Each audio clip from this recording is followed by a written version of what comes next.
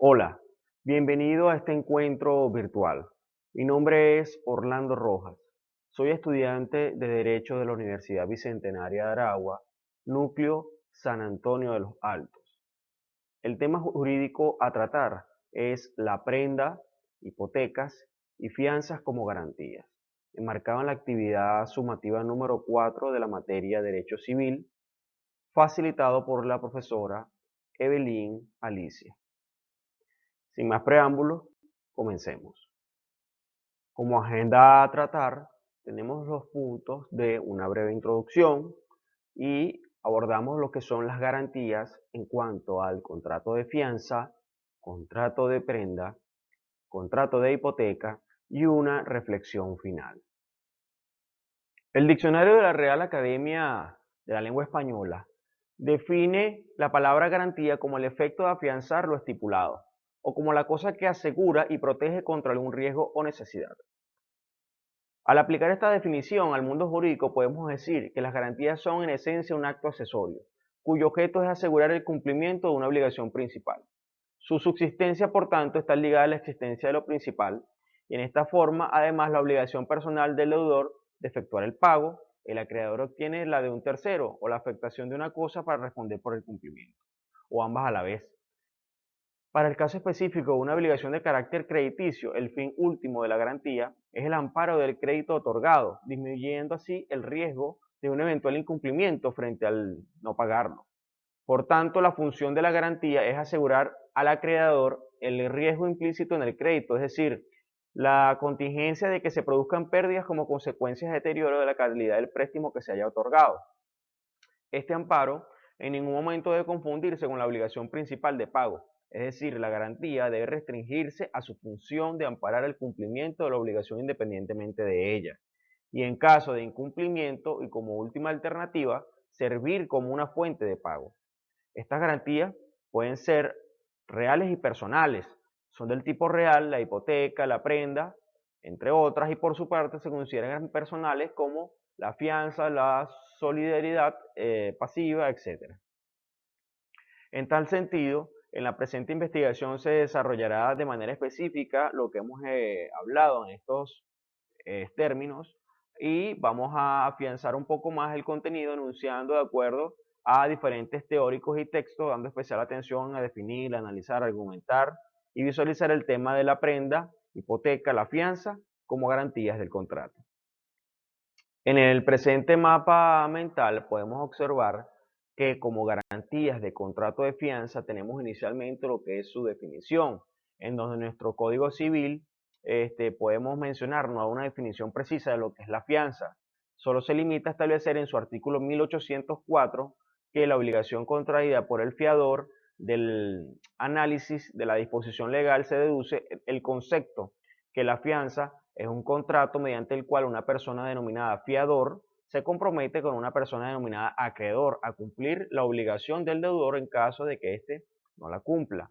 Esto se sustenta además en el artículo 1804, como hemos mencionado, 1863 y 1864 del Código Civil.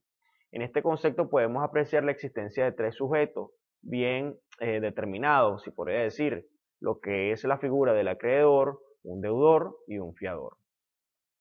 Podemos dar entonces en este sentido una definición desde el punto de vista personal, la cual podemos inferir que es una convención que dice de garantía personal en virtud de la cual un tercero, ajeno al negocio, principal garantizado se compromete a responder subsidiaria o solidariamente del cumplimiento ante el acreedor en lugar del deudor, que es el obligado principal, para el caso en el que éste no cumpla.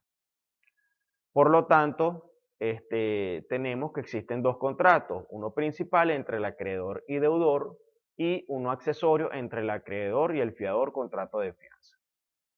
Entre sus elementos, como segundo punto, tenemos que existe inicialmente lo que es la capacidad para contratar. Esta es la actitud que posee una persona para gozar de un derecho o ejercerlo. El fiador debe y tener capacidad para ejecutar dicha función. Todo el artículo 1143 del Código Civil en este sentido establece que puede contratar todas las personas que no tuvieran declaradas incapaces por la ley. Son incapaces para contratar de acuerdo a lo que establezca esta ley. O los menores, los entredichos, los inhabilitados. El artículo, por su parte, 1144, nos expresa cualquier otra persona, nos expresa que cualquier otra persona a quien la ley niegue la facultad para celebrar determinados contratos. Institutos a manos muertas, ejemplo de ellos, entre otros. En segundo lugar, tenemos lo que es el consentimiento, lo cual la fianza se perfecciona con el consentimiento, ya que es un contrato que nace en el momento en que el fiador se compromete con el acreedor a subsanar una obligación principal en caso de incumplimiento por parte del deudor, como hemos mencionado. La voluntad debe estar libre de error, dolo o violencia, ¿okay? Que son los vicios del consentimiento. En cuanto al objeto, como punto siguiente, debemos entender que este debe ser posible, debe ser lícito, determinado o determinable. Esto podemos observarlo en el artículo o afianzarlo en el artículo 1155 de nuestro Código Civil venezolano. O debe existir determinada o debe pertenecer a quien lo transmita. Como siguiente punto o siguiente elemento tenemos lo que es la causa lícita, en la cual el artículo 1157 del Código Civil nos expresa la obligación sin causa fundada en una causa falsa o ilícita no tiene ningún efecto. La causa es lícita cuando es ilícita, confirmo, cuando es contraria a la ley, a las buenas costumbres o al orden público.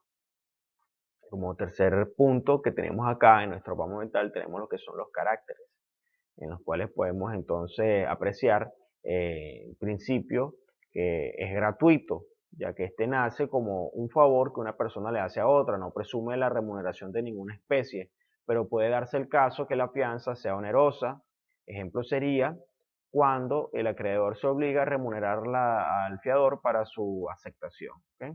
Tenemos que es conmutativo cuando una persona se constituye en fiador, tiene consentimiento a que está obligado y porque va a responder en caso de incumplimiento del deudor. Esto tenemos el artículo 1806 del Código Civil venezolano, que nos establece que al dar su consentimiento de ser garante de una obligación, tendrá conocimiento hasta dónde llega la obligación, por lo cual tiene que responder. Tenemos también que es accesorio, ya que depende de una obligación principal válida. Cuando esta es incumplida, el fiador ha de responder por ella ante el acreedor. Si la obligación principal es nula, la obligación accesoria también será nula. Lógicamente, lo podemos observar en este artículo 1805 del Código Civil venezolano. Tenemos que esta también no produce efectos reales, ya que el acreedor no posee efectos reales sobre los bienes del fiador, sino la garantía del pago de la obligación. El contrato de fianza, por esta parte, no produce efectos reales sobre bienes específicos o determinados, sino que afecta todo el patrimonio del garante, en lo que es el fiador. ¿Okay? Ver entonces en este caso lo que es el artículo 1806. Seguidamente tenemos lo que son las clases de fianza. Puede ser, la fianza puede ser legal, judicial o convencional. Además puede ser simple, solidaria, de confianza, subfianza, retrofianza y también puede ser indefinida o limitada. Entre estas tenemos entonces estas tres principales en las cuales tenemos lo que es la cofianza, la cual existe cuando hay varios fiadores de un mismo deudor y de una misma obligación, sin importar que los contratos de fianza no se hayan celebrado de manera simultánea. El artículo 1818 del Código Civil establece que siendo varios los fiadores de un mismo deudor y por misma deuda, cada uno de ellos responderá de toda la deuda. Este fiador que ha pagado la totalidad de la deuda tiene dos tipos de acciones. La acción de que se considera de repetición, que es el regreso o rebote contra el deudor para que le reintegre todo cuanto el pago al acreedor, y el beneficio de división, que es aquella mediante la cual se ejerce una acción de cobro contra el resto de los cofiadores para que cada quien responda por la parte proporcional que le corresponda. Si alguno de los cofiadores resulta insolvente o se encuentra insolvente, la parte proporcional que a este corresponderá se repartirá entre los cofiadores restantes. Tenemos lo que es la subfianza, la cual es la fianza constituida para garantizar la obligación asumida por el fiador del deudor principal de sus fiadores, que es el fiador del fiador. La subfianza está consagrada en la parte final del artículo 1807 del Código Civil venezolano, la cual dispone que el fiador del fiador no estará obligado para con el acreedor, sino en el caso de que el deudor principal y todos los fiadores sean insolventes o hayan quedado liberados o libertados por alguna manera en virtud de las excepciones personales al deudor y a los fiadores. Y tenemos finalmente lo que es la retrofianza, la cual es la fianza que se constituye a garantizar el crédito eventual de repetición del fiador contra el deudor principal. ¿Okay? Como punto siguiente tenemos que son los requisitos del fiador o los requisitos exigidos al fiador. Estos requisitos están contemplados en el artículo 1810 del Código Civil venezolano, el que textualmente nos dice: el obligado a dar el fiador debe dar por todas las personas que reúnan las cualidades siguientes: que sea capaz de obligarse y que no goce de ningún fuero privilegiado, que esté sometido o se someta a la jurisdicción del tribunal, que conocerá el cumplimiento de la obligación principal, que posea además bienes suficientes para responder de la obligación, pero no se tomará en consideración los bienes embargados o litigiosos, ni los que estén situados fuera del territorio de la República. Finalmente, tenemos como promesa de fianza lo que, como punto que es importante señalar en este aspecto, que el reconocimiento, por ejemplo, el reconocido autor Aguilar Garronda, o Aguilar Gorrondona, confirmo, lo define como, la promesa del fiador la define por promesa de fianza. Se entiende muchas veces un pacto entre el acreedor y el fiador, por el cual éste se promete a constituirse de un fiador de una determinada obligación. En principio, este pacto es ya una fianza. ¿Okay? Igualmente señala que se entiende por promesa de fianza el pacto por el cual el deudor se obliga frente a su acreedor a proporcionarle un fiador. Esta promesa no constituye propiamente un contrato preliminar de fianza, ya que los característicos de los contratos preliminares es que se obligan a las mismas partes a celebrar entre sí el llamado contrato definitivo, mientras que la promesa de referencia prevé la celebración de la fianza entre el acreedor y el fiador, no entre el acreedor y el deudor, que es el prometiente de la fianza. Seguidamente tenemos lo que son las garantías del contrato de prenda. Inicialmente, observaremos como definición que nuestro Código Civil venezolano, en su artículo 1837, lo define que la prenda es un contrato por el cual el deudor o un tercero da a su acreedor una cosa mueble en seguridad del crédito, lo que deberá restituirse al quedar extinguida la obligación.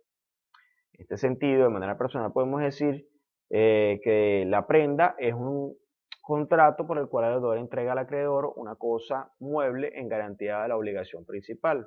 Si esta no se cumple, el acreedor se cobra con el producido de la venta o con lo producido de la venta del bien prendado, con preferencia a otros acreedores.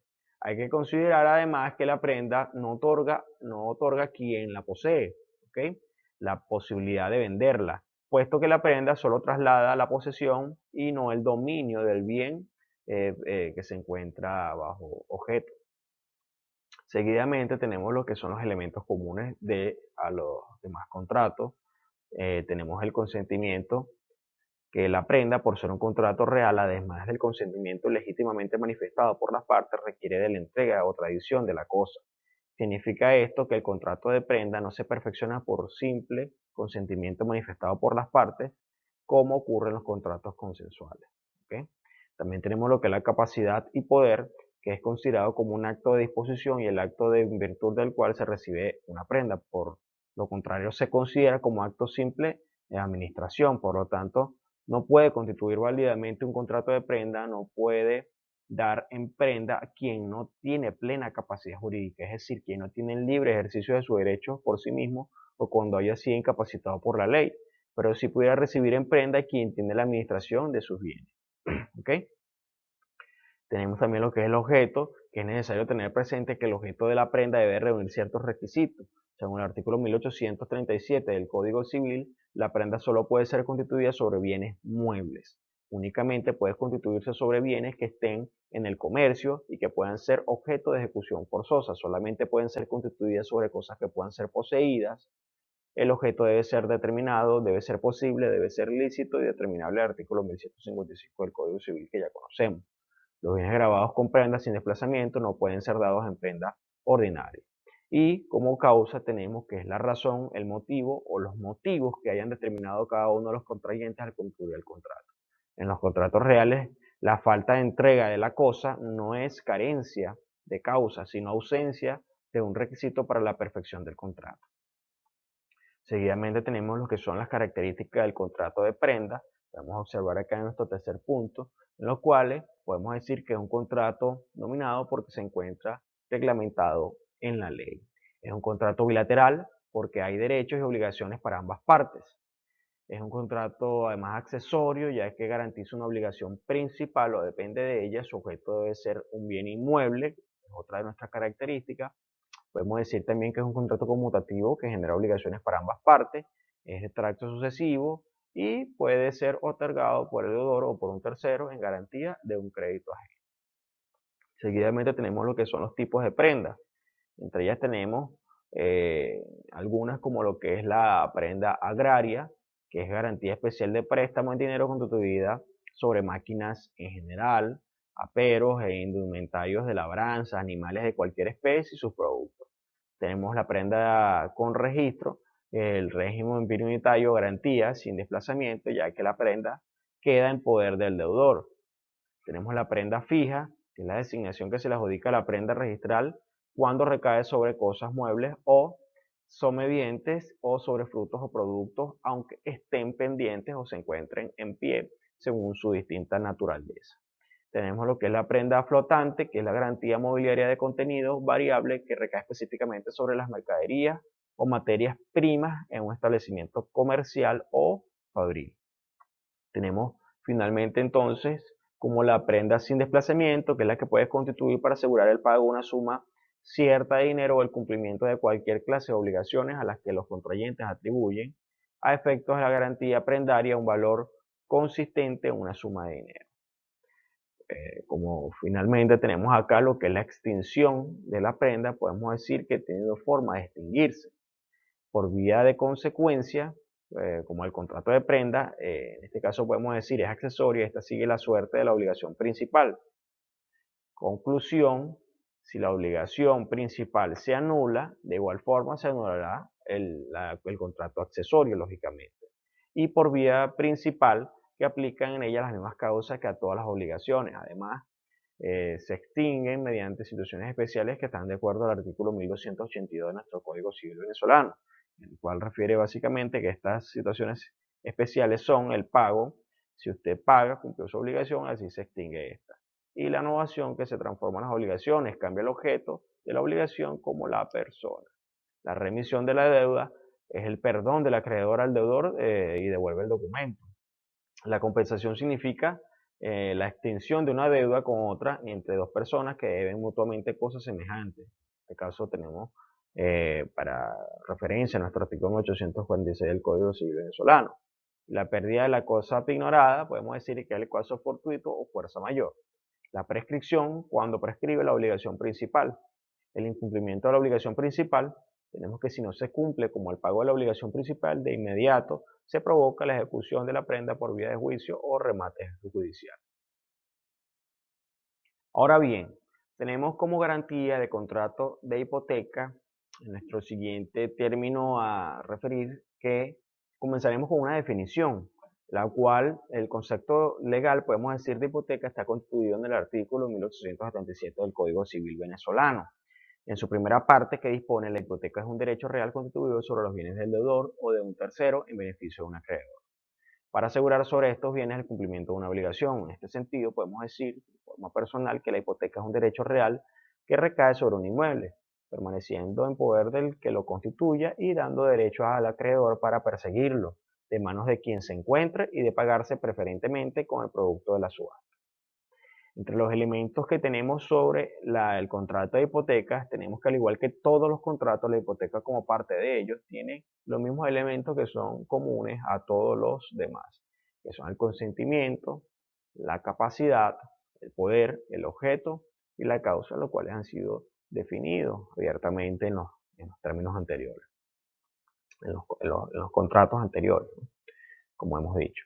En cuanto a los caracteres, tenemos entonces que es un derecho real.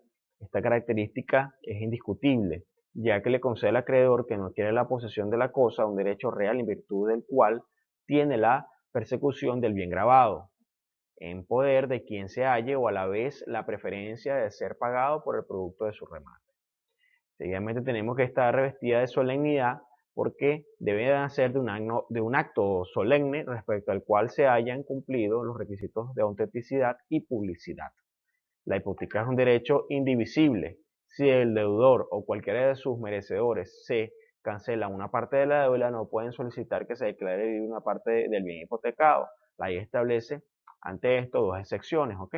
Las cuales son: la primera, se da en protección de los adquirientes de apartamentos en propiedad horizontal, artículos 33, 37, 26 de la Ley de Propiedad Horizontal y 1877 y 85 del Código Civil. La segunda se da en protección de los adquirientes de parcelas rurales o urbanas de las cuales se hubiese hecho oferta pública. De referencia podemos tener acá el artículo 13, 6 y 10 de la Ley de Ventas de Parcelas y 1877 del Código Civil para poder ampliar el conocimiento en cuanto a esto. Es accesorio de garantía, por lo tanto su existencia y validez dependen de la existencia y validez de la obligación garantizada de la hipoteca.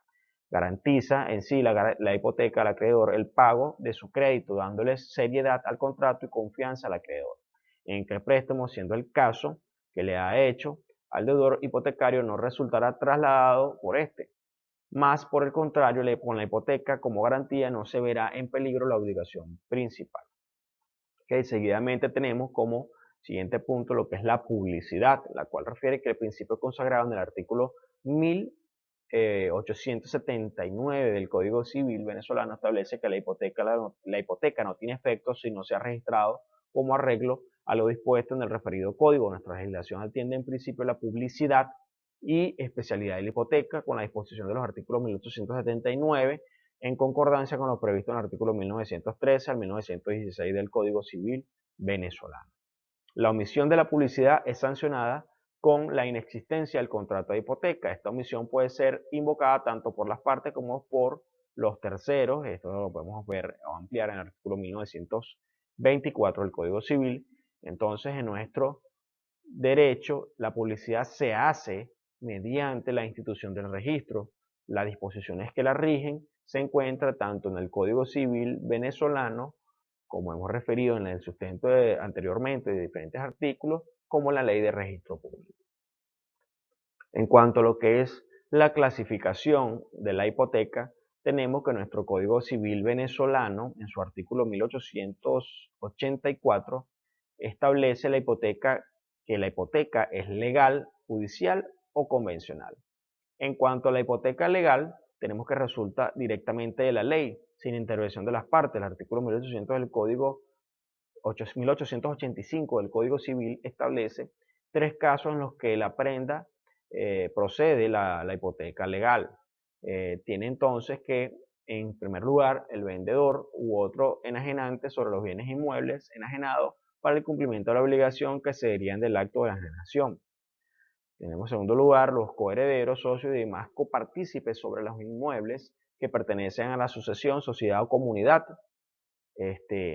para el pago de los saldos o vueltas para las respectivas partes. Y en tercer lugar tenemos el menor y el entredicho sobre los bienes del tutor que se determinen con arreglo en los artículos 360 y 397. Tenemos entonces que la hipoteca seguidamente judicial es la que resulta ya de la sentencia, de los reconocimientos, verificaciones hechas en juicio, de las firmas puestas en un acto obligatorio bajo firma privada, que puede ejercer sobre los inmuebles actuales del deudor y también sobre los que pueda adquirir. Y tenemos lo que es finalmente la hipoteca convencional, que tiene su origen en la manifestación de voluntad de las partes. Debe hacerse mediante escritura pública. Puede definirse en este sentido como un contrato mediante el cual el deudor constituye, afecta en beneficio de su acreedor un inmueble o un derecho real inmobiliario para garantizar el crédito de este. ¿Okay? Lo podemos ampliar y sustentar en los artículos 1890 a 1894 de nuestro Código Civil venezolano. Después de un análisis exhaustivo en referencia al contenido propuesto en el presente video explicativo, se llega a la reflexión que estas figuras de garantía, tanto personales como reales, radican en el aspecto jurídico y en la vida comercial, tanto para el acreedor como para el deudor. En nuestras actividades cotidianas nos relacionamos con las garantías porque ellas están presentes en el quehacer diario de nuestra sociedad, facilitando las operaciones comerciales. Ejemplo de ello es la obtención de una vivienda mediante un sistema de venta a plazo, donde el inmueble constituye la garantía hipotecaria que le otorga al acreedor mayor seguridad para el pago de su crédito.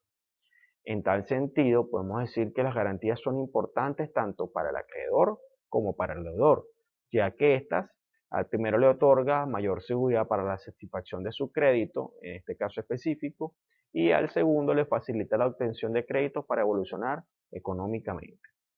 Esto ha sido todo en cuanto a esta disertación. Espero sea de su agrado y no se olviden darle like. Espero tengan todos un excelente día. Gracias por su atención.